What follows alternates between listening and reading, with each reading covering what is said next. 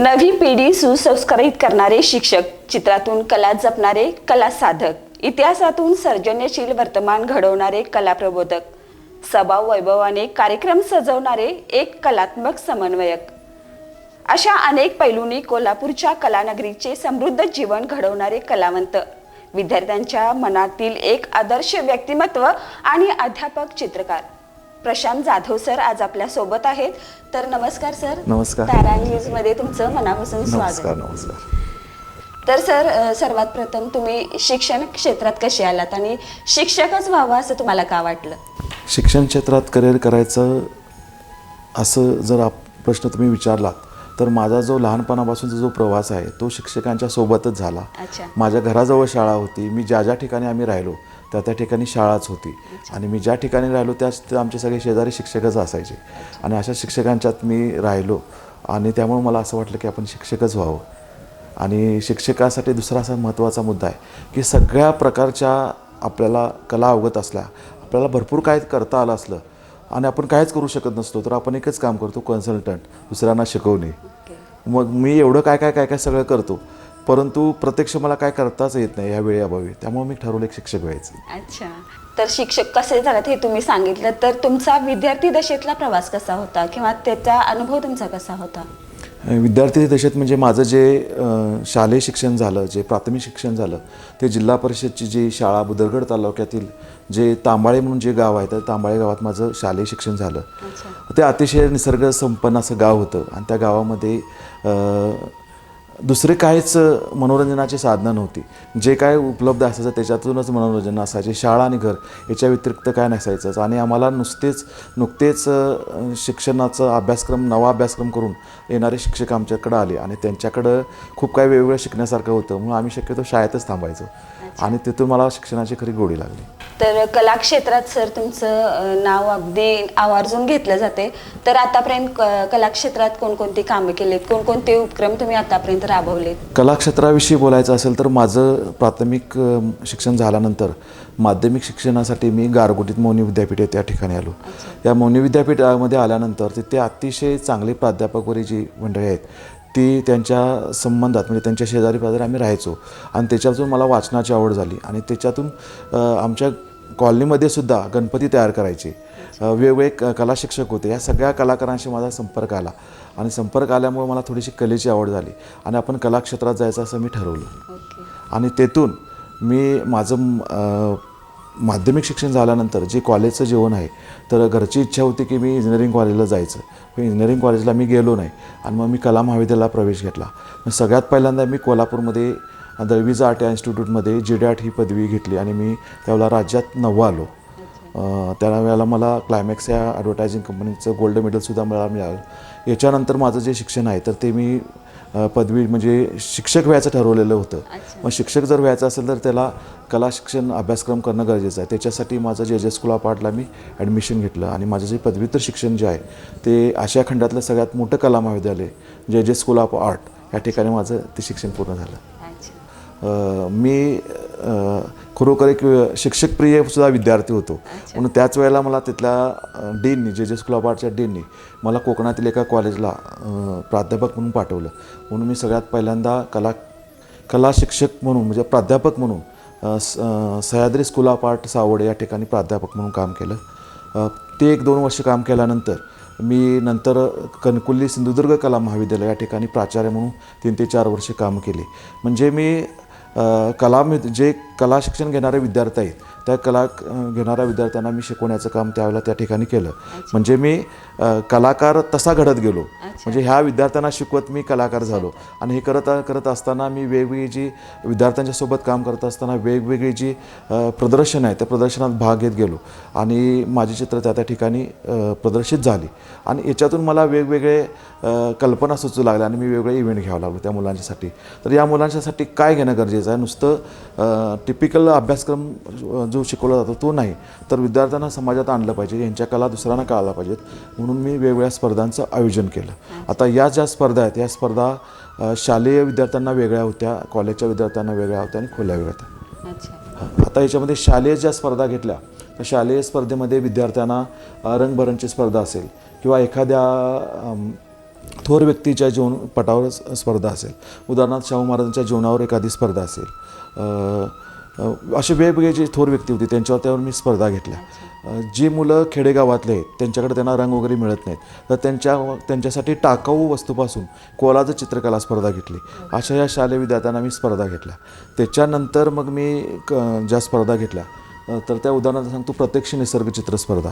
म्हणजे आपण कोल्हापुरात यायचं किंवा कुठल्या एक निसर्ग ठिकाणी यायचं, आपल्या कॅनव्हासवर असंही शिका घ्यायचं आणि त्या ठिकाणचं कुठलंही चित्र आपण काढून आपल्याला संध्याकाळपर्यंत यायचं. मग ती विद्यार्थ्यांनी काढलेलं एकाच वेळेला राज्यातील वेगवेगळ्या चित्रकारांनी वेगवेगळ्या शैलीतून काढलेली चित्र आपल्याला त्या ठिकाणी पाहायला मिळतात. म्हणजे निसर्गचित्र स्पर्धा ही स्पर्धा आहे. अशा वेगवेगळ्या स्पर्धा मी आयोजित केला. शाळेमध्ये सुद्धा काय करायचो मी, शाळेमध्ये विद्यार्थ्यांना आता नागपंचमी आली, मातीचा नाग तयार करायची स्पर्धा, बैल तयार करायची स्पर्धा, पतंगाच्या वेळेला पतंग करायची स्पर्धा, नवीन प्रवेश जे विद्यार्थी घेतात त्या विद्यार्थ्यांनी येताना झाड घेऊन यायचं शाळेमध्ये आपल्याला, आणि जे विद्यार्थी 10वीतून जातात त्यांनी एक झाड देऊन जायचं. ही संकल्पना, अशा वेगवेगळ्या संकल्पना मी शाळेत राबवतो. तर सर खरंच अगदी छान उपक्रम तुम्ही मुलांसाठी घेताय आणि मुलांच्याकडूनच तुम्ही शिकत गेला. त्यांना शिकवता तुम्हीच त्यांचे गुरुही झाला आणि शिष्यही झाला असं म्हटलं तर काय वावगं ठरणार नाही.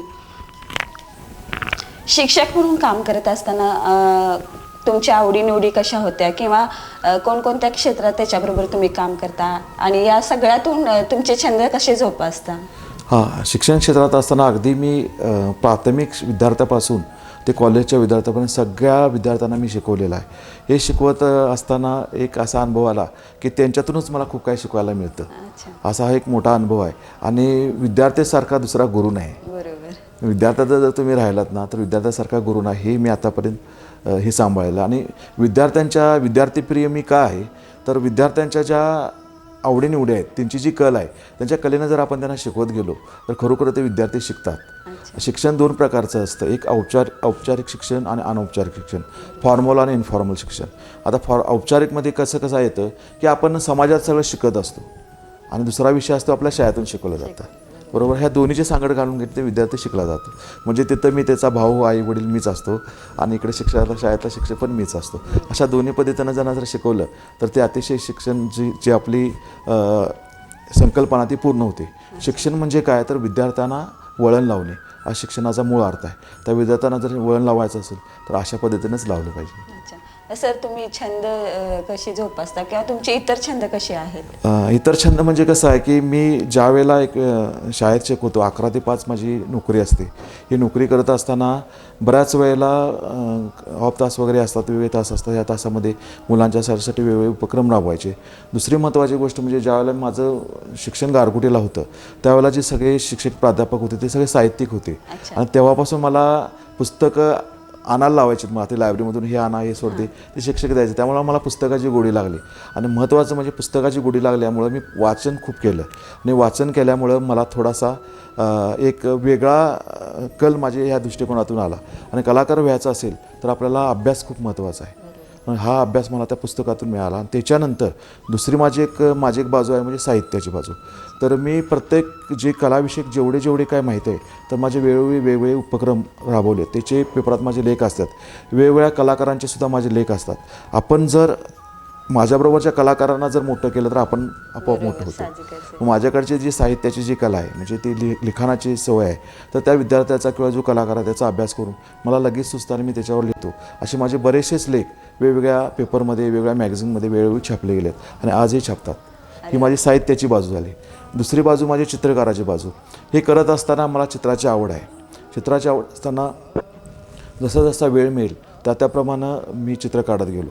मी चित्र कसं काढत गेलो, मी ज्यावेळेला लहान होतो त्यावेळेला आमच्या गल्लीमध्ये पेंटर होते. ते पावसाळ्यात छत्रीवर नाव घालायचे. तेही मी छत्रीवर नाव घालायचं शिकलो. सायकलवर नाव घालायला शिकलो. बोर्डवर घालायला शिकलो. त्याच्यानंतर त्या नवीन प्रवास सुरू झाला. स्टुडिओ सुरू झाला. कॅमेरे आले. मग कॅमेरा फोटोग्राफी शिकलो.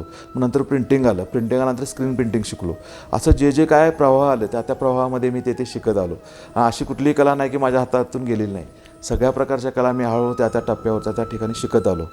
असं करत मग मला स्वास्थ्य मिळालं ते म्हणजे या शिक्षण क्षेत्रात आणि आपण शिक्षक व्हायचं. आणि मग तिथून माझा हे झाला. आता कलाकार म्हणून, चित्रकार म्हणून हे सगळ्यात माझा महत्त्वाचा भाग आहे. म्हणजे चित्रकार म्हणून मी करतो. मी चित्रकार म्हणून करत असताना सगळ्या विषयावर मी चित्र काढले. पोर्ट्रेट मला करता येतात, लँडस्केप करता येतात, मी कॅलिग्राफी करू शकतो. म्हणजे तुमच्या क्षेत्रात जे काय तुम्ही मला काही सांगाल ते त्या स्पॉटवर मी करू शकतो. त्यात मी नैपुण्य मिळवलेलं आहे. आणि आतापर्यंत मी विद्यार्थी दशेतच माझ्या चित्रांना 2 वेळा राज्य पुरस्कार मिळाला विद्यार्थी दशेतच. असं करत करत मी वेगवेगळे बॉम्बे आर्ट सोसायटी असेल, आर्ट सोसायटी ऑफ इंडिया असेल, जहांगीर आर्ट गॅलरीला असणारी शो असेल, राजस्थान युनिव्हर्सिटी असेल, नागपूर असेल, अशा वेगवेगळ्या ज्या संस्था आहेत मोठ्या, त्या संस्थेमध्ये दरवर्षी चित्राचं प्रदर्शन होतं. त्या प्रदर्शनात माझी चित्र सहभागी मी करतो. आतापर्यंत ललित अकादमीलासुद्धा माझं चित्र झालेलं आहे. म्हणजे हे करत असताना तिकडेही माहितीपत्रक मिळालं की आपण तिकडे चित्र पाठवायची, ही सुद्धा मी त्या वेळेला ते करत असतो. आणि ही मी फक्त माझ्यापुरतं न करता माझ्यासोबतचे जेवढे कलाकार आहेत त्यांना सोबत घेऊन मी ती करत असतो. अरे वा सर, तर तुमचे छंद तर खूपच छान आहेत आणि त्याच्यामध्ये इतरांनाही सामील करून घेता, ही खूप मोठी गोष्ट आहे. एक चित्रकार म्हणून कोल्हापूरमध्ये तुमचं नाव लौकिक आहे, काय सांगाल सर याबद्दल? हां, माझं नाव लौकिक म्हणजे मी सगळ्या ह्या कोल्हापूरच्या कलानगरी म्हणजे जवळजवळ 4 पिढ्या या कोल्हापूरच्या कलानगरीच्या आहेत. कोल्हापूर फक्त नुसतं चित्रकार नाही आहे, तर चित्र, शिल्प, नृत्य, नाट्य, गायन, वादन या क्षेत्रात कोल्हापूर हे मास्टर आहे.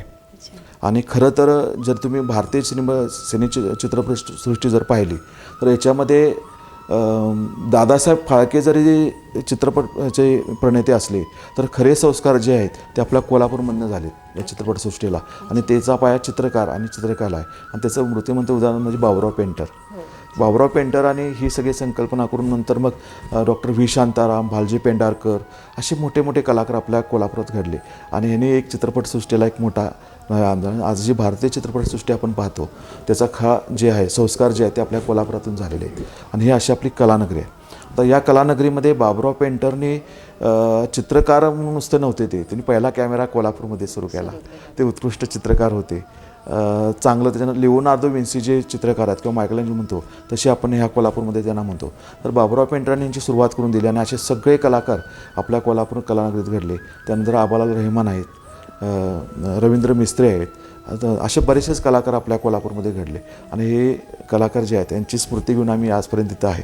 पण कोल्हापूरसारखे कलावंत तुम्हाला कुठे बघायला मिळणार. कोल्हापूरचं एक वैशिष्ट्य आहे, घरात तर तुमचे 4 भाऊ असतील त्यातला एक भाऊ कलाकार असतो, हे कोल्हापूरचं वैशिष्ट्य आहे. आणि कोल्हापूरची दुसरी एक बाजू अशी आहे की सगळ्यात महत्त्वाची म्हणजे शाहू महाराज. आपल्याला असा राजा मिळाला की तो सगळ्या कलांना घेऊन, सगळ्या क्षेत्रातल्या लोकांना घेऊन आज आपल्याला तो पुढे घेऊन गेलेला आहे. असा राजा जगात झालेला नाही. हे सगळ्यात मी पहिल्यांदा सगळ्यांना सांगतो की राजे होते, असा राजा जगात होणे नाही. म्हणून आज गुरुपौर्णिमेनिमित्त सगळ्यात मी पहिल्यांदा नमन करेन ते माझ्या शाहू महाराजांना. कोल्हापूर ही कलानगरी म्हणून ओळखली जाते, हे बरोबरच आहे सर. तर या कलानगरीमधल्या कलाकारांना पुढे घेऊन जात असताना त्यांच्यासाठी काही विशेष उपक्रम तुम्ही राबवता का? हो, कलाकारांसाठी विशेष उपक्रम मी सारखे कलाकारांसाठीच उपक्रम राबवतो. यातला सगळ्यात महत्त्वाचा उपक्रम म्हणजे कोल्हापूर आर्ट फाउंडेशन ही एक संस्था स्थापन केली. आणि ही संस्था आपल्या राज्याचे राज्यमंत्री सतेज पाटील साहेब यांनी या सर्व कोल्हापूरच्या स्थानिक कलाकारांना व्यासपीठ मिळावं म्हणून कोल्हापूर आर्ट फाउंडेशनची स्थापना केली. आणि ह्या आर्ट फाउंडेशन जबाबदारी माझ्याकडे दिली. आणि जर 2 वर्षांनी आपल्या कोल्हापूरमध्ये कोल्हापूर कला महोत्सव साजरा केला जातो. याच्यावेळी एकाचमध्ये 400 ते 450 कोल्हापूर जिल्ह्यातले कलाकार आपल्या चित्राचं प्रदर्शन करतात आणि त्यांची चित्रे विकली जातात. जवळजवळ 500 रुपयापासून ते 25 लाखापर्यंत चित्र इथं विकली जातात. याचबरोबर ही चित्र विक्री करत असताना दुसरा एक भाग असतो म्हणजे संगीताचा, जे आपल्या कोल्हापूरमध्ये नृत्य, नाट्य, गायन, वादन क्षेत्रातले जी लोक आहेत त्यांनासुद्धा आम्ही स्टेज देतो. त्या ठिकाणी स्टेजच्यामध्ये ते आपली कला सादर करत असतात. सगळे जे येणारे रसिक आहेत ते सगळे चित्र पाहत असतात आणि त्याचा आनंद घेत असतात. आणि हे सगळ्यात म्हणजे खरं तर म्हटलं तर आशिया खंडातला एक मोठा चांगला उपक्रम तुम्हाला म्हटला तर काय हरकत नाही. अतिशय 5 दिवसाचा आमचा उपक्रम असतो. दर 2 वर्षांनी आम्ही तो करतो. फक्त आता लॉकडाऊनमुळे तो थांबला होता. आता यावर्षी तो आपला परत कला महोत्सव आहे आणि तो दसरा चौकामध्ये आम्ही करतो. हा एक माझा सगळ्यात मोठा उपक्रम आहे. याच्याबरोबर मी काय करतो की याच्या अगोदर नुकतंच मी आता कोल्हापूरच्या जवळजवळ 18 कलाकारांना ग्वाल्हेरला घेऊन गेलो होतो. ग्वाल्हेरमध्ये मध्य प्रदेशामध्ये एक ह्या चित्रकारांचे त्या ठिकाणी प्रात्यक्षिक वगैरे प्रदर्शन झालं. हे त्या ठिकाणी आम्ही सादर केलं ह्या 15 लोकांचं. ह्या 15 लोकांना नेऊन तिथे गेलं. आणि त्या ग्वाल्हेरमध्ये बैजाताल म्हणून जसा आपला रंकाळाचा तलाव आहे तसा बैजाताल म्हणून तलाव आहे. आणि तो तलाव ॲक्च्युली आपल्या कागलचे गाडगे घराणं आहेत, त्या गाडगे घराण्यातली मुलगी बैजाबाई तिथं दिलेला आहे. तिच्या नावावर तिथं तो तलाव आहे म्हणजे बैजाताल. त्या ठिकाणी मी तिथे उपक्रम राबवला. हे एक वैशिष्ट्याचं आहे. त्याच्याबरोबर कला महोत्सव झाला, हे झालं. याच्याबरोबर प्रत्यक्ष निसर्गचित्र स्पर्धा म्हणजे आहे, ती निसर्गचित्र स्पर्धा आम्ही सुद्धा इथं राबवतो. त्याच्यानंतर दुसरा उपक्रम म्हणजे कोल्हापूर पर्यटन महोत्सव. या पर्यटन महोत्सवामध्ये सुद्धा कोल्हापूरच्या चित्रकारांना पूर्ण आपल्या कोल्हापूर जिल्ह्यातली चित्र काढायला सांगितले, तो एक उपक्रम. त्यानंतर जो शाहू महाराजांचा शताब्दी महोत्सव साजरा झाला, जन्मशताब्दी, त्याच्यामध्ये शाहू मिलमध्ये 100 वर्ष पूर्ण झाली म्हणून 100 चित्रकारांना एकाच वेळेला शाहू महाराजांच्या जीवनावर चित्र काढायला सांगितले आणि एकाच दिवशी ते 100 चित्र पूर्ण झाले. त्याचबरोबर कनेरी मठावर सुद्धा भारतीय महोत्सव झाला, कला महोत्सव. तो सुद्धा त्या ठिकाणी सुद्धा ह्या कोल्हापूरच्या कलाकारांना मी तिथं एक प्रदर्शन स्वतंत्र भरवलं. अशी प्रामुख्यानं जिथं जिथं संधी मिळेल त्या ठिकाणी आमच्या कोल्हापूरच्या कलाकारांना मी प्रेझेंटेशन द्यायला, म्हणजे त्यांना त्यांची कला सादर करण्याला मी उत्स्फूर्तपणे सहभागी करून घेतो आणि त्याचा पुढाकार मी कायम घेत असतो. म्हणून मला सगळेजण समन्वयक म्हणतात, म्हणजे असा विषय. अच्छा, तर खरंच नवीन कलाकारांना तुमच्या ह्या सगळ्या उपक्रमामुळे एक संधी मिळून जाते. तर खूप छान सर, एवढे सगळं तुम्ही नवीन कलाकारांसारखं साठी करताय, तर हे अगदी कौतुकास्पद आहे सर. तर आतापर्यंत तुम्हाला या क्षेत्राच्या माध्यमातून कोणकोणते पुरस्कार मिळालेत आणि त्यातला जास्त तुमच्या मनाला भावलेला पुरस्कार कोणता? हां, मला अगदी विद्यार्थी दशेतच माझ्या चित्रांना 2 वेळा राज्य पुरस्कार मिळाला. तो झाला.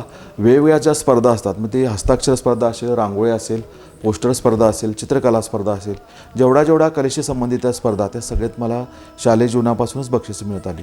त्याच्यानंतर चित्रांना पण माझ्या बरेचसे पुरस्कार मिळालेच. महत्त्वाचे म्हणजे शिक्षण क्षेत्रात काम करत असताना लायन्स क्लबचा मला कृतिशील शिक्षक म्हणून पुरस्कार मिळाला आणि त्याचप्रमाणे अखिल महाराष्ट्र राज्य कलाध्यापक संघाचा राजा रविवर्मा चित्रकार पुरस्कारही मला एक मिळाला, राज्यस्तरीय. तो एक सगळ्यात महत्त्वाचा मला जो पुरस्कार मिळाला शिक्षण क्षेत्रामध्ये, म्हणजे मी ज्या ठिकाणी काम करतो, जी मातृसंस्था आहे प्रायव्हेट एज्युकेशन सोसायटी, कोल्हापूर जिल्ह्यातली सगळ्यात पहिली शाळा, त्याला 140 वर्षाची परंपरा आहे. आणि ह्या शिक्षण ज्यांनी उभारणी केली, म्हणजे हातभार लावला, ते पद्मश्री डॉक्टर JP नाईक यांच्या नावाचा मला यावर्षी पुरस्कार मिळाला. आणि मी ज्या मौनी विद्यापीठमध्ये शिकलो, ते मौनी विद्यापीठाची ज्यांनी उभारणी केली ते डॉक्टर JP नाईक. मग तिथंच माझं प्राथमिक माध्यमिक शिक्षण झालं. आणि त्याच्यानंतरचा जो पुरस्कार आहे, मी ज्या ठिकाणी नोकरी करतो त्या ठिकाणी सुद्धा मला JP नाईक पुरस्कार मिळाला.